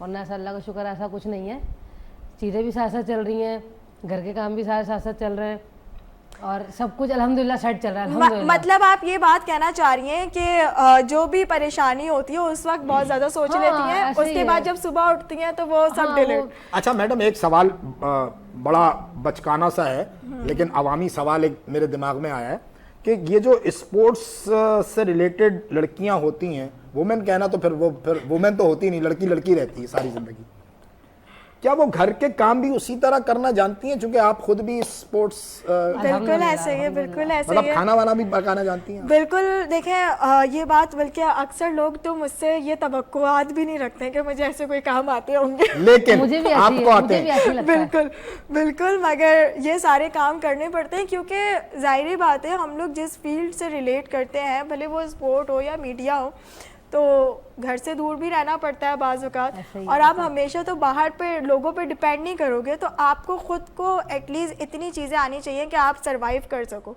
और माशाल्लाह से मैं अपना पूरा घर भी देखती हूँ और कुकिंग वगैरह जो है वो भी करती हूँ। उसके अलावा अपनी जो फील्ड है उसे भी मैंने कंटिन्यू किया हुआ है और मुझे बहुत मज़ा आता है इस चीज़। और आप क्या अच्छा पकाती हैं? सब कुछ ही आता है बनाना अल्हम्दुलिल्लाह। बनाती हमें नहीं हूँ, हमें अलग कैसे बात पता है। चलेगा? बस आप ये बताएं कब बनाकर खिला रही हैं। जब आप लोग आ जाए। ये अच्छा, चाय मुझे बहुत अच्छी बनानी आती है, टू बी चलो बस भाई, क्योंकि इसीलिए कि अभी उस दिन भी मैंने बनाई थी, घर में मम्मा लोग कहते थे यार ये काम करो होटल खोल लो, मैंने बोला सही है, डन हो गया। अच्छा जी। अच्छा नहीं, बचपन के अगर हवाले में अपने भी दूं ना, तो मैं बचपन में जब बहुत ज़्यादा छोटी थी। आप बड़ी हो गई मैडम? हाँ थोड़ी सी। तो उस वक्त मेरे अम्मी अब्बू हयात थे, तो जब घर के अंदर मेहमानों का आना जाना होता था ना, तो मुझे ऐसे ही लगता था कि शायद मैं कोई चाय वाला हूँ, क्योंकि अच्छा ये है, मेरे साथ होता है, वाह ये वाह वाह वाह मेरे वाह। साथ होता है। चाय वाला हूँ पे आता हूँ मैं, वाली पे नहीं। ये चाय वाला। हाँ नहीं, वो यूं होता था क्योंकि हर दफा चाय मुझे ही बनानी पड़ती थी। अब वो भले जैसी भी और बने। कभी कभी रियलाइज होता है अगर हमने कोई होटल खोला होता तो आज हम कहाँ से कहाँ होते, जितनी घर में बनानी पड़ रही है। हाँ बिल्कुल ऐसे ही है। अगर उस वक्त मैं बिजनेस कर लेती ना तो अभी तक तो अच्छे खासे होटल मेरे अपने भी खुले हुए होते हैं। है ना। हाँ। और नीचे लिखा हुआ होता निदा शेख कोयटा नहीं, चाय नहीं, वाला नहीं। होटल। नीचे लिखा हुआ होता है शेख साहब चाय वाला। ओ तेरी खैर, शेख साहब। अच्छा शेख साहब, क्या कुछ और नहीं गुनगुनवा लिया जाए? बिल्कुल, बिल्कुल। गुनगुनवा लिया जाए। बिल्कुल बिल्कुल ऐसे ही है। क्या सुनाना चाहेंगे अब आप? फरहान जाफरी साहब की गजल है, वो सुना देता हूँ। अरे सुनाओ, अरे क्या बात है फरहान, लव यू। चलिए मैं आपको सुनाता हूँ। इतनी बड़ी थी बेरुखी दिन डूबने के बाद। दिन डूबने के बाद, आहा। ये ऐसा लग रहा है रुलाने के मूड नहीं में नहीं बैठे हुए। इसमें थोड़े मजाही शेर भी आएंगे, आप गौर अच्छा करिए। अच्छा अच्छा, अरे वाह वाह वाह, रुक जाओ पहले मैं आंसू पूछूं। सुनाओ। बड़ी थी बेरुखी दिन डूबने के बाद, सूरज की सांस रुक गई, सूरज की सांस रुक गई दिन डूबने वाह, वाह, के वाह, वाह। बाद, सूरज की सांस रुक गई दिन डूबने के बाद। कि फतवे जो दे रहा था हलालो हराम के, क्या कहने? फतवे जो दे रहा था हलालो हराम के, उसने भी की थी मैं कशी दिन डूबने वाह, वाह, वाह, वाह। के बाद, उसने भी की थी मैं कशी दिन डूबने के बाद। क्या बात है। कि हमको बताया डूबते सूरज ने उस घड़ी, वाह जी। हमको बताया डूबते सूरज ने उस घड़ी, कैसे बदलता है कोई दिन वाह, वाह। डूबने के बाद, कैसे बदलता है कोई दिन डूबने के बाद। कि यादों की करवटों ने यूं हमको जगा दिया, यादों की करवटों ने यूं हमको जगा दिया, फिर उससे हमने बात की दिन वाह, वाह। डूबने के बाद, फिर उससे हमने बात की दिन डूबने के बाद। क्या कहने, क्या कहने। फिर उससे हरात को एक मौजज़ा हुआ, एक मौजज़ा फिर हुआ। उससे हरात को एक मौजज़ा हुआ, बढ़ने लगी थी रोशनी दिन अरे वाह, वाह, वाह, वाह, वाह, वाह। डूबने भाई, के बहुत, वाह, वाह, वाह, भाई, भाई, वाह, वाह। बाद, फिर बढ़ने लगी थी रोशनी, क्या बात है। दिन डूबने के बाद। कि किरणों के रंग रूप से उकता गया हूँ मैं, किरणों के रंगो रूप से उकता गया हूँ मैं, जीता हूँ अब मैं जिंदगी दिन वाह, वाह, वाह। डूबने के वाह, वाह, बाद, जीता हूँ अब मैं जिंदगी दिन डूबने के बाद। मक्ता समात की नजर। फिर शोर सब शऊर के पैकर में ढल गया, फिर शोर सब शऊर के पैकर में ढल गया। इतनी बढ़ी थी खामोशी दिन डूबने के बाद, इतनी बड़ी थी खामोशी दिन डूबने। क्या बात है, क्या बात है, वाह वाह वाह वाह। निदा, आपको मैं बताऊं, ये जो नौजवान ने गज़ल सुनाई, ये हमारे भाई बहुत ही प्यारे, कराची की बहुत ही तवाना आवाज़, बड़ा साहिब उसलूब शायर है फरहान जाफरी पैकर, और ये उसकी आपने खूबसूरत गज़ल सुनाई है। और आज जिस दिन ये प्रोग्राम हम कर रहे हैं, आज मेरे भाई का जन्मदिन है, सालगिरह है, तो फरहान तुम्हें बहुत बहुत मुबारक हो तुम्हारी सालगिरह का दिन। और है तुम्हारे लिए पास मेरे दुआ, है तुम्हारे लिए पास मेरे दुआ, जिंदगी को जियो आखिरी सांस तक। सालगिरह की बहुत बहुत मुबारक हो Farhan, happy birthday to you. तो हमारे पास जो अब हवाले हैं ना निदा मैडम, वो ये हैं कि हमने मोहब्बतों का फ़रोग़ देना है, मोहब्बतें ही बांट रहे हैं। जैसे मैंने कहा, अब ये जो हवाला है, जोड़ा है, हम कोशिश ये कर रहे हैं कि कुछ अच्छे दोस्तों का अगर सालगिरह का दिन आता है ना, तो हम उनको अपने सेट पर मदऊ करें, अपने शो में मदऊ करें, उनकी सालगिरह का केक हम यहाँ काटें, उनकी सालगिरह का केक हम यहाँ काटें, और तो बड़ा उसमें मज़ा आएगा। अच्छा, मोहब्बतों के हवाले जब जोड़ने पे बात आती है ना, तो उसके ऊपर मोहब्बतों के हवाले जोड़ने का मकसद ये नहीं है कि आप लोगों से मोहब्बत करते रहें। उसका मकसद एक ये होता है कि पहले आप ख़ुद से मोहब्बत करें। जब तक आप ख़ुद से मोहब्बत नहीं करेंगे, तब तक आप लोगों से मोहब्बत नहीं कर सकते। ज़ाहिरी बात है, क्योंकि इसकी छोटी सी एक मिसाल ये दूंगी कि जब आप मजबूत होंगे ना, तो कोई गिर रहा होगा तो आप उसे रस्सी डाल के बचा सकते हैं। जब आप खुद ही कमज़ोर होंगे तो किसी को गिरते हुए क्या बचाएंगे, आप भी उसको लेके बल्कि गिर जाएंगे। इसीलिए मैडम आप जूडो कराटे, ताकि आप थोड़ा मजबूत रहें। बिल्कुल तो भाई, लाइफ में मोटिवेशन होना चाहिए, भले कोई सही हो या गलत हो। और इसी के साथ साथ ही एक छोटी सी मोटिवेशनल स्पीच मैं कर देती हूँ। अगर ब्रेक के बाद कर ले? हाँ, वो ब्रेक से वापसी आके मैं मोटिवेशनल स्पीच करती हूँ। उसके पैसे अलग से होंगे। हाँ। और वो चार्जेस देंगे मंसूर साहिर। चलो नाज़रीन, यहाँ वक्त हो गया एक छोटे से ब्रेक का, हमारे साथ रहिए, अभी हाजिर होते हैं। सुबह की आवाज हंसी हमारे साथ है, मंसूर और नदा के साथ।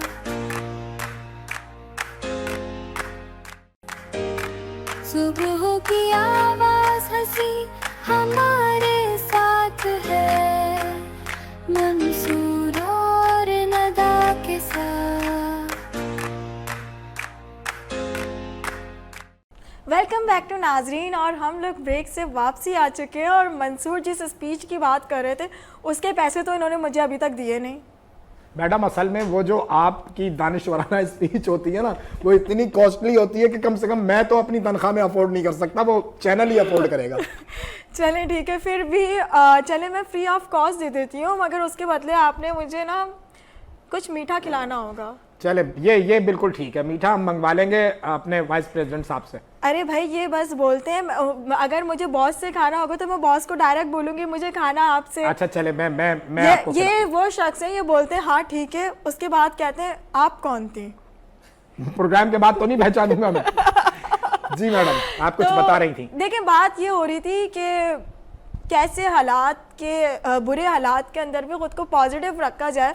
तो बात सिर्फ सीधी सी इतनी है कि कुछ भी हो जाता है लाइफ के अंदर, अप एंड डाउन, तो बहुत से ऐसे बुरी चीज़ें होती हैं आपकी लाइफ के अंदर हो जाती हैं, आपके जो हालात जो होते हैं कंट्रोल में नहीं होते। इवन ऑफ सम टाइम ये होता है कि हमें खुद भी नहीं समझ में आ रहा होता है कि हम क्या करें, मगर वो बुरे एक्सपीरियंसेस आपको ज़िंदगी में बहुत कुछ सिखा के चले जाते हैं।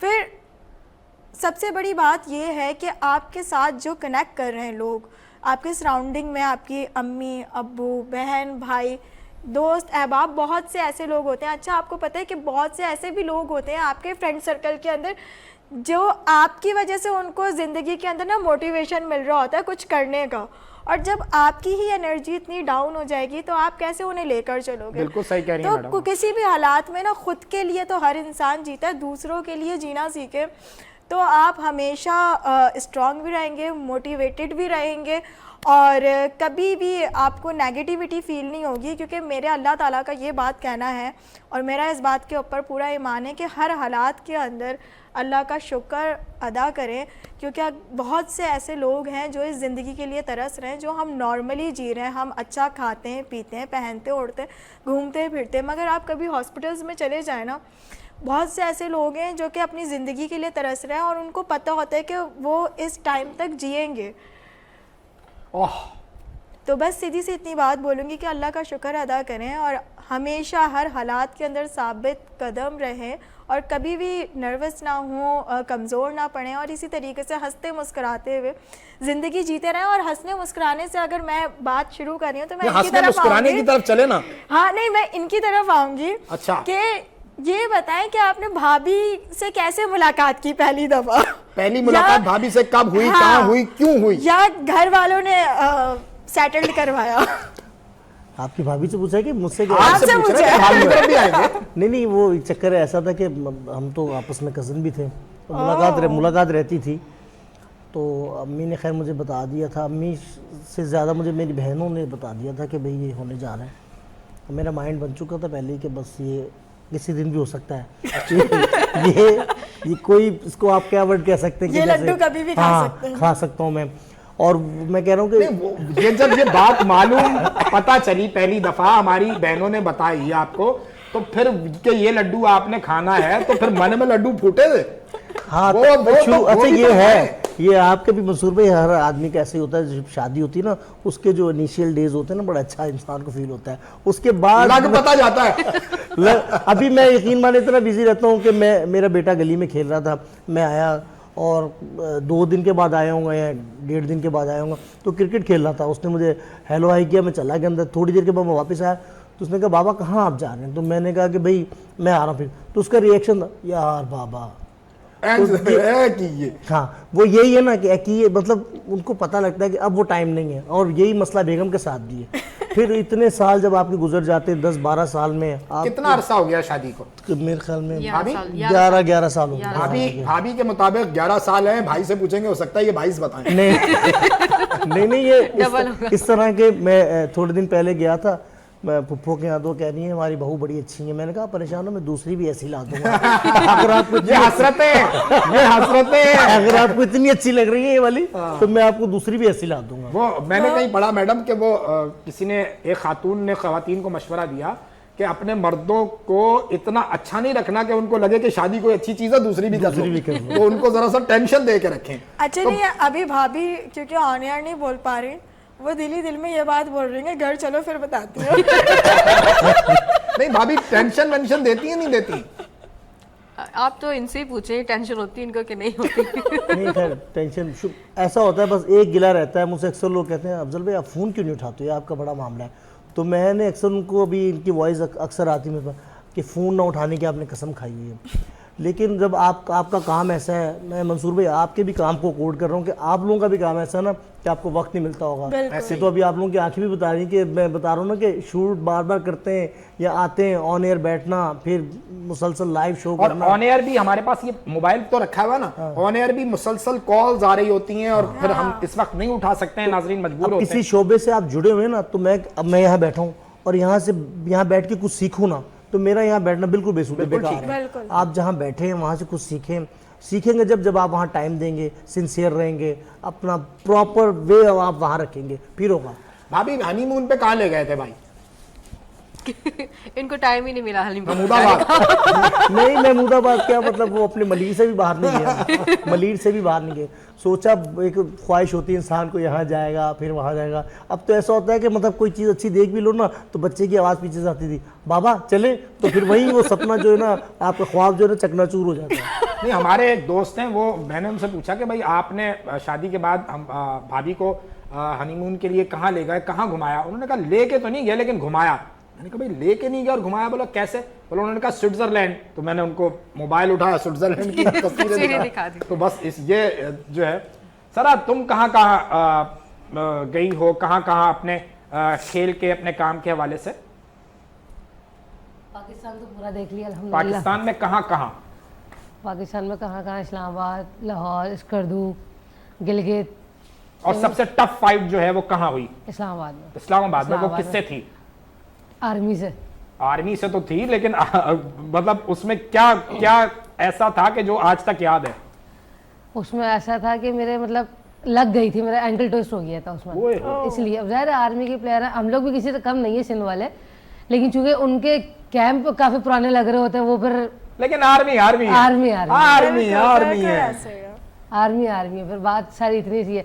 तो मतलब और सर्दियों के दिन थे, मेन दिसंबर था, उसमें चोट लगना, फिर उसको बर्दाश्त करना, उसके बाद फिर खेलना, वो बड़ा टफ मामला था। हड्डियां कितनी जगह से टूटी हैं? उल्टा वाला हाथ तो बेकार है, मेरे बस नाम का ही है। और वैसे आपने कितने की हड्डियां तोड़ी हैं? मैंने 3 की, जो मुझे याद है अभी तक। बाकी 1-2 लोग और हैं जो नजर में रखे हुए हैं। अच्छा, 1-2 लोग। ओहो मैडम, ये आप पढ़ा रही हैं इसको पट्टियां? ये मैं ऐसी कोई पट्टी नहीं पढ़ा रही हूँ। 2 तो कंफर्म है, उसके अलावा पता नहीं और कितने हैं। अच्छा, वो कहीं 2 हम ही तो नहीं है? हम 2 तो नहीं, नहीं, आप लोग तो नहीं, आप लोग कैसे हो सकते हैं भाई? मेरे भाई क्या स्पोर्ट्स से दिलचस्पी रही? कुछ गेम खेले नौजवानी में या बस नहीं? क्रिकेट से थोड़ा सा क्रिकेट से, मैडम को भी क्रिकेट का बहुत शौक है, मोबाइल पे खेलती हैं लेकिन। नहीं, मैं पैसे भी लगा, अरे मैडम पैसे भी तो लगाती हैं आप क्रिकेट में? नहीं, मैं पता है स्कूल टाइम के अंदर ना, जब हमारी छुट्टी हो जाती थी और घर आती थी ना, तो वो गली के अंदर लड़के खेल रहे होते थे। अच्छा, मैं थोड़ा ना लाइक लड़कों वाला, क्योंकि मेरा स्टाइल था और वो अजीब मतलब एक माइंड था, क्योंकि स्पोर्ट प्लेयर थी। बचपन में नहीं, तो वो स्पोर्ट प्लेयर थी, तो ना मुझे बड़ा ना लाइक वो भरम भरम फील होता था, और मैं इंप्रेशन लोगों के ऊपर जमाती थी कि भाई मैं डिफरेंट हूँ तुम लोगों से। हाँ, गली में लड़कों के साथ खेला तो वो वाइब्स एक अलग होती थी। तो मैं क्या करती थी, लड़कों के बीच में घुस जाती थी। हम लोग पूरा ग्रुप लड़कियां लड़कों के साथ मिलकर खेल रहे गली में, और वो इतना अमेजिंग होता था। इवन समटाइम तो ऐसा होता था कि बाकायदा हमारी फाइट हो जाती थी। फिर एक दफ़ा मेरी जो प्रिंसिपल थी, उनके पास कोई कंप्लेन लेकर चला गया कि आपकी ये लड़की जो है लड़कों के साथ खेलती है और उन्हें। नहीं, वो कंप्लेन ये लेके गया कि क्योंकि स्कूल के अंदर हमारे कोई भी शरारत होती थी ना, तो वन ऑफ माई फ्रेंड, उसका मैं नाम कोट करती हूँ, महम नाम है, तो वो और मैं ऐसे थे ना कि हम एक हैं, तो वो एक और एक 11। हाँ, 1 और 1 11, तारा और सितारा। हाँ बिल्कुल, 1 और 1 11 ऐसी हमारी जोड़ी थी। और स्कूल में कोई भी मस्ती होती थी तो वो उस मस्ती के पीछे हमारे ही हाथ होता था। चाहे नाम ही करो, हमारा नाम याद हो गया था, वो हम लोग का नाम। हाँ, अफजल भाई, आपने क्या गेम खेला है? क्या नौजवानी में क्या क्रिकेट से दिलचस्पी रही? क्रिकेट में तो हाँ बहुत दिलचस्पी थी, लेकिन जब यूनिवर्सिटी में मैंने मास्टर्स कर लिया था उसके बाद जो है ना, मास्टर्स किस सब्जेक्ट में है? IR में मैंने मास्टर्स किया कराची यूनिवर्सिटी से।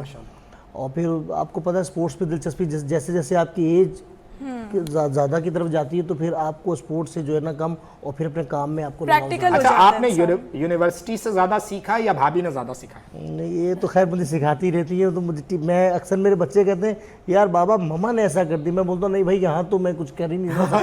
ये तो इस्तिस्ना हासिल है इनको तो। और ये मंसूर भाई बिल्कुल ओरिजिनल बात है। कहता हूँ कि औरत का जो, वैसे तो उसके बहुत सारे काम है, लेकिन अगर एक दिन के लिए आपकी भाभी मेरे पास बच्चे छोड़ जाए तो मेरे ख्याल में 1 घंटा भी नहीं मैं संभाल सकता। ये उसकी बहादुरी है, या वो जैसे उसको मैंने, हर औरत जो भी घर की हाउस वाइफ है वो अपने काम के साथ अगर वफादार है तो जाहिर बात है बच्चों की तरबियत उसके ऊपर है। और जो औरत जो है वो नस्लों की कहते हैं मुहाफिज होती है, अगर वो बिल्कुल ठीक है, बिल्कुल ऐसा ही है। हाँ, तो फिर आपकी नस्लें जो है ना बिल्कुल महफूज हैं। मैडम, आप नहीं पूछना चाहेंगी भाभी ये सब मैनेज कैसे करती हैं? हाँ बिल्कुल, ये बताएं, क्योंकि ज़ाहिरी बात है इतना टफ टाइम होता होगा आपके लिए, तो सोशल वर्किंग भी कर रही हैं, फिर घर को मैनेज करना, बच्चों को स्पेशली मैनेज करना बहुत टफ हो जाता है। बहुत टफ टाइम होता है। अक्सर मैं इवेंट जो होते हैं प्रोग्राम्स अटेंड नहीं कर पाती, यही करते हैं ज़्यादातर प्रोग्राम्स अटेंड, क्योंकि बच्चे भी हैं, उनको संभालना, घर के काम वगैरह देखना भी होता है, तो इसलिए मैं ज़्यादातर प्रोग्राम नहीं अटेंड कर पाती। जो ज़्यादा मेन होते हैं मैं फिर वहाँ जाती हूँ, वरना ज़्यादा नहीं जाती। ना नीचे के जो हमारी टीम्स है वो अटेंड कर लेती है। तो अब जो आने वाले प्रोजेक्ट्स हैं भाभी, मैं चाहूंगा थोड़ा सा वो भी आप बताएं, डिटेल बताएं। और बल्कि आपका वो कैमरा है ताकि लोगों से भी, आप जो आपसे जुड़ना चाहते हैं उन्हें भी मोटिवेट करें आप दोनों। वो सामने आपका कैमरा। मैं आपके तवस्सुस से, आपके चैनल के तवस्सुस से बताना चाहता हूँ कि जैसे आपको बताया कि ख़वातीन के लिए एक तो सिलाई सेंटर का हमने किया, यूथ के लिए हम एक क्रिकेट एकेडमी के लिए जा रहे हैं, उसके लिए बात हो रही है हमारी, और हमने बहुत सारे समझने के सियासी लोग भी हैं, वो गायबाना या जिस तरह भी हमारी मदद करते रहते हैं। बहुत अच्छी बात है, क्योंकि मैं कहता हूँ कि हर मुल्क के अंदर ऐसा होता है कि सियासी निज़ाम होता है, और अगर आप समाजी काम कर रहे हैं तो आपका वहाँ रिलेशन रहना बहुत ज़रूरी है। क्योंकि आप भले किसी पार्टी का नाम ना लें, या मतलब फिर भी आप उसका शेल्टर तो ले ही रहे हैं ना, वो आपका काम तो कर ही रहा है। तो उनकी फेवर से मैं ऐसा है कि हम अकेडमी की तरफ जा रहे हैं जिसमें हम यूथ के लिए काम कर रहे हैं, क्योंकि अगर यूथ खेल की तरफ आएगी तो मेरे ख्याल में नशे से दूर हो जाएगी। बहुत अच्छी बात। और अब जो है ना कराची में मेरे ख्याल में काफ़ी जगह पर ये एक्टिविटीज़ हो रही हैं, ताकि बच्चे जो है ना, हमारे आने वाली नस्लें जो है वो नशे से दूर रह सकें। बहुत अच्छी बात है। और नाजरीन, यहाँ पे हर वो शख्स काबिल एहतराम है, काबिल तहसीन है, काबिल तकलीद है कि जो आपको कहीं ना कहीं सारे मामले में फेवर करते हैं, जो आपको डोनेट करते हैं, चीज़ें देते हैं, फंड देते हैं और पसे पर्दा रहते हैं सारे मामले में। ये यकीनन वो लोग जो हैं वो माशरे का बहुत अहम हिस्सा हैं। खैर ऐसा नहीं है सारा मैडम के हमारी मैडम कोई डोनेट नहीं करती, कुछ नहीं करती। मुझे वो वाकया याद आ गया जो आपने बताया था कि चूंकि ये शेख हैं और शेख थोड़े से हाथ के खिंचे हुए होते हैं ना, तो वो इनके महल्ले में लोग आए कि जी हमने एक बच्चों के लिए स्विमिंग पूल बनाया है, तो आप उसके लिए कुछ डोनेट करें, कुछ चंदा दें। तो मैडम ने पानी की बाल्टी जो है भरी, वो दे दी उनको कि ये हमारी तरफ से पानी ले लें। भाई डोनेशन तो डोनेशन होता है। इसी के साथ साथ बताऊं आपको कि मेरे साथ अभी ना 2 दिन पहले एक वाकया हो गया। मेरे घर के बाहर बाइक खड़ी थी और उसके अंदर से पेट्रोल गायब हो गया। थोड़ी देर पहले ये मिलने आए थे। ओके मैडम असल में मेरी मुझ पे ये इसलिए नहीं फिट होता है, मेरी गाड़ी सीएनजी पर है। नहीं मगर देखे मसला मकसद आपने किसी और से कमेंट की उनको देना होगा। अरे नहीं, मुझे मुद्दा मुझे बाद में पता चला। हुआ ये कि पेट्रोल गायब। अब मैं परेशान क्या करूं। अब मुझे इत्तेफाक की बात, आना भी मुझे यहाँ चैनल था, शो था क्योंकि मेरा स्टार्ट होने वाला। अच्छा मैं ना 1-1.5 घंटा पहले आ गई और वो रास्ते में एक जगह है, वहाँ से होती भी आई, वो इनके घर के पास ही पड़ती है। तो वहाँ पे चाय के होटल पे मैंने देखा ये भाई बॉटल लेके बैठे हुए सूंघ रहे थे।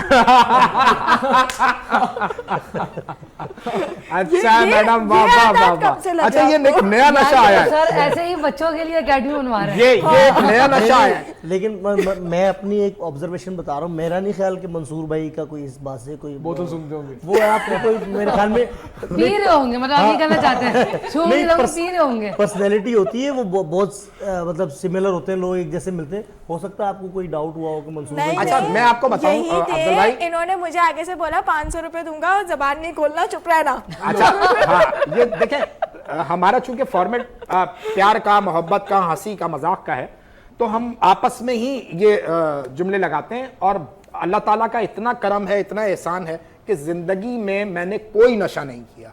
तो ये हमेशा मैं प्राउड करता हूँ इस बात पे, और मैडम भी हमारी पीठ थपथपाती हैं। मैं कहता हूँ अल्लाह ताला का शुक्र हर वक्त करना चाहिए। हमारी सांसें चल रही हैं, हम ज़मीन पे सलामत हैं, वरना यकीन माने एक लम्हे के हमें नहीं पता होता कि हमारे साथ क्या इंसिडेंट हो जाए, हमारे साथ क्या। बिल्कुल ऐसा ही है। ये जो सांस चल रही है, जो आ रही है, उसके लिए यकीनन अल्लाह ताला का मैं हर हाल में शुक्र अदा करता हूं। और खुदावंद आपको ऐसे ही सेहत के साथ सलामत रखे।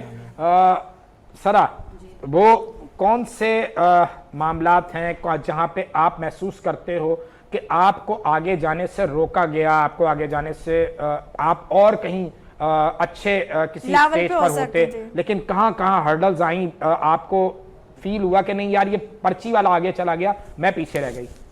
अच्छा ये देखा जाए तो ये हर जगह पे ही है ये चक्कर। मतलब मेरी फर्स्ट नेशनल थी, मैं शेर स्पोर्ट बोर्ड में सीखती थी उस टाइम ना, मतलब और मुझे कोई ज़्यादा नाज़िमाबाद पे। ये कब की बात है?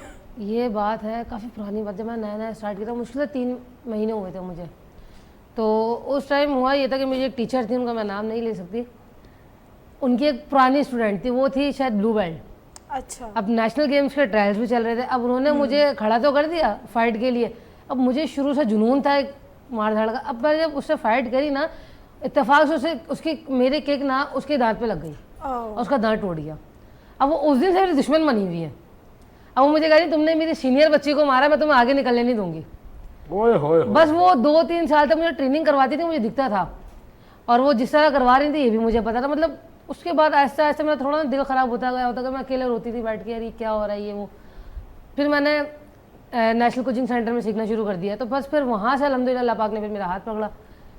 तो लेकिन उन्होंने नेशनल में जाने नहीं दिया मुझे। हाँ, लेकिन ये बात बिल्कुल जो सरा ने बताई है ना, ये बहुत के अकेले बैठ के ये रोती थी। हमारी मैडम ऐसा कुछ नहीं करती, ये तो एक आध को साथ बुला लेती है, इधर आओ हमारे साथ रो। नहीं, मैं रोती नहीं हूँ, मैं रुलाती हूँ भाई, क्योंकि मैं इस बात को ये समझती हूँ कि भाई मेरी ज़िंदगी बहुत कीमती है, क्योंकि अल्लाह की तरफ से मुझे ये तोहफा है, तो मैं क्यों रोऊं। और जो मुझे रुलाने की कोशिश करता है, मैं कोशिश करती हूँ कि उसी को ही रुलाऊं। नहीं, मैं पहले बहुत सेंसिटिव थी, लेकिन अब नहीं हूँ, अल्लाह का शुक्र है। अच्छा, बात दरअसल ये है कि लाइफ के अंदर जब आपके कोई हर्डल क्रिएट कर रहा होता है ना, तो एक मशहूर कहावत है कि जब आप किसी के लिए गड्ढा खोदेंगे ना, तो सबसे पहले आप उस गड्ढे में खुद गिरेंगे। तो किसी के लिए गड्ढे नहीं खोदें, मगर वही बात है, सिर्फ बात उसके ऊपर लेकर आऊँगी वापसी के। अब ये हमारे माशरे का ना, इतना अच्छा भी ना करें कि आपके साथ ही बुरा हो जाए। नहीं, बात देखें सिर्फ इतनी है कि अब जो हमारे माशरे का ना ये दस्तूर बनता जा रहा है, शायद इस वजह से कि लोगों के अंदर अवेयरनेस नहीं है, लोग मेंटली तौर पे इतना स्टक हो चुके हैं कि ऐसे लोगों को आप ज़हनी मरीज भी कह सकते हैं, क्योंकि जहाँ पे एहसास कमतरी, एहसास महरूमी होती है ना, वहाँ पे जलन, हसद, इस तरीके की जो एलिमेंट्स हैं वो जन्म लेते हैं। मैं इस बात में एक, अगर आप कहते हैं तो बात बताऊंगा। जलन आपको होनी चाहिए आगे बढ़ने की ना, बिल्कुल। वो लेकिन वो जलन की हद तक ही रहनी चाहिए, नफरत में ना तब्दील हो जाए। जब वो नफरत में तब्दील हो जाएगी मंसूर भाई, तो फिर जो है ना वो कुछ का कुछ हो जाएगा। असल में अफजल भाई, हम हमेशा सल्यूट करते हैं आप जैसे दोस्तों को, भाभी जैसी खवातीन को, कि जो आप ना सिर्फ समाज में बेहतरी के लिए काम कर रहे हैं, उनकी माशी मामलात में बेहतरी के लिए काम कर रहे हैं,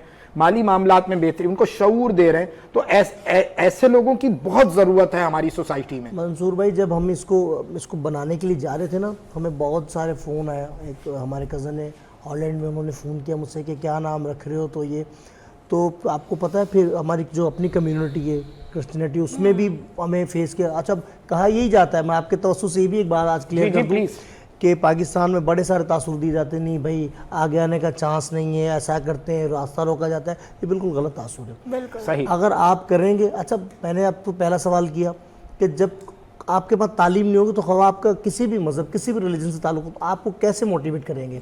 अब मैं यहाँ हूँ, आपने मुझे दावत दी, मैं आया यहाँ पे, उसकी बेसिक वजह मैं समझता हूँ कि वो है तालीम। मैं तालीम याफ्ता हूँ। आपने मुझसे कहा कि अफजल भाई आए, अभी आप इस बात को भी आप खुद महसूस भी कर रहे होंगे कि एक पढ़े लिखे आदमी से मेरे ख्याल में आपको 10 और मज़ीद आगे के रास्ते खुलते हैं या और काम बनते हैं आपके। तो एक मरतबा फिर आपके चैनल से मैं कहना चाह रहा हूँ कि पाकिस्तान में ऐसा मामला नहीं है कि कोई किसी का हाथ पकड़ रहा है।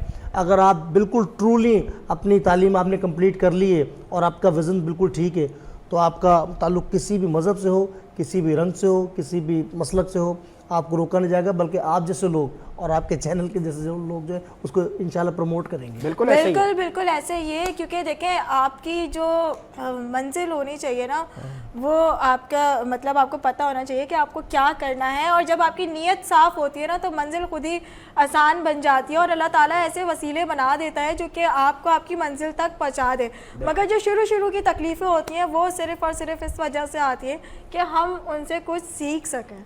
हाँ, और मैडम जो आप प्रोग्राम के ख़त्म होने के बाद या आम तौर पर हम लोगों से गुफ्तगू करती हैं, तो मैडम हमेशा एक बात कहती हैं कि हमें अपने प्रोग्राम में 2-3 चीज़ें ज़रूर हाईलाइट करनी हैं। एक तो हमने पॉजिटिव हवाले रखने हैं, थिंक पॉजिटिव ही आगे आपने पोर्ट्रेट करना है, मुस्कुराना है, खुशियाँ बांटनी है, और इसके साथ साथ पाकिस्तानियत को फ़रोग देना है। बिल्कुल। वो ये एक हवाला जो है ना, मैडम अक्सर कहती हैं कि जी हमारे अंदर से वतन की मोहब्बत जो है ना, वो मुख्तलिफ एलिमेंट्स ऐसे हैं जो दाएं बाएं से चै चै चै चै चै चै, ऐसा कुछ भी नहीं है। पाकिस्तान है तो आप हैं, पाकिस्तान है तो मैं हूं, पाकिस्तान है तो हम सब हैं। तो पाकिस्तान हमेशा जिंदाबाद की जो बात की गई है, पाकिस्तान हमेशा जिंदाबाद ही रहेगा। जी मैडम। बिल्कुल बिल्कुल ऐसे ही है। और चले आज मैं आपको एक बात बताती चलूँ कि ये जो इतना पॉजिटिव रहने वाला जो मेरा नेचर है वो किस वजह से। नहीं, प्रोग्राम का टाइम तो खत्म हो गया। मैडम अब तो आप वाइंड अप की तरफ जाएंगे। उसी मैसेज के साथ बता रही हूं। एक मैसेज ले लें इनसे और एक मैसेज ले लें इनसे, उसके बाद फिर वाइंड अप करें। अगर आपकी वो स्पीच शुरू हो गई तो फिर डायरेक्टर साहब डांटेंगे। नहीं, स्पीच नहीं है, एक छोटी सी लाइन है उसी के साथ ही, क्योंकि मैं फिर मैसेजेस के ऊपर जाऊंगी कि सुने मैडम लाइन दे रही हैं। थिंक पॉजिटिव वाला जो मेरे मामला थे ना, वो इस वजह से क्योंकि एक टाइम था मेरी लाइफ के अंदर जब मैं बहुत डीमोटिवेट हो गई थी और मुझे नहीं समझ में आ रहा था कि क्या करूं उस टाइम पर, क्योंकि ज़ाहिर बात है पेरेंट्स की डेथ हो गई, कोई समझाने वाला नहीं, और फिर मेरे अब्बू के साथ ऐसे ताल्लुकात के वो और मैं थे बेस्ट फ्रेंड्स, तो उन जैसा दोस्त फिर मुझे कभी लाइफ में मिला ही नहीं। फिर मैंने बहुत सोचा समझा और एक दिन वैसे ही बैठी हुई थी तो मैं खुद से बात कर रही थी कि मतलब अभी क्या करना चाहिए आगे। सही। और क्योंकि अल्लाह ताला कहा है ना कि आपकी नीयत साफ़ होती है ना, अल्लाह ताला खुद ही आपके वसीले बना देता है और अल्लाह ताला हमसे इवन बात तक करता है। तो मैंने मोबाइल ऑन किया तो एक तिलावत सुनने लग गई, उसका मैंने तर्जुमा ना सुना तो वो उसने मुझे बहुत मोटिवेट किया और फिर मुझे वहाँ से इस बात की समझ में आई कि लाइफ में कभी भी कुछ भी रुकता नहीं है। मैडम हम अगला प्रोग्राम भी यहीं से शुरू करेंगे क्या? डायरेक्टर साहब कह रहे हैं प्रोग्राम खत्म कर। बिल्कुल बिल्कुल ऐसे ही, क्योंकि लाइफ में कुछ भी रुकता नहीं है, लाइफ इसी तरीके से चलती रहती है। और इसी के साथ साथ ही मैं सरा पे आऊँगी कि क्या मैसेज देना चाहेंगे। 30 सेकंड है आपके पास। क्या मैसेज देना है? खत्म हो गया। बेहतर ये देने जल्दी। बेहतर यही है कि फजूल कामों में लगने से बेहतर है इंसान स्पोर्ट्स की तरफ आए, इससे हेल्दी भी रहता है, फिट भी रहता है। मतलब आजकल बैठ के टाइम ज़ाया बेकार है, बिल्कुल बुरी चीज़ है। तो आप एकेडमी ज्वाइन करें, चाहे जिम ज्वाइन करें, लेकिन हेल्थ की तरफ आएँ, आप लोग फिजिकल की तरफ आएँ। बिल्कुल ठीक जी। कौन है? मैं ये कहना चाहूँगा education is the key of success. बिल्कुल ठीक है। सक्सेस हमें हासिल करनी तो एजुकेशन लाजमी लेनी पड़ेगी, हम एजुकेशन को छोड़ नहीं सकते।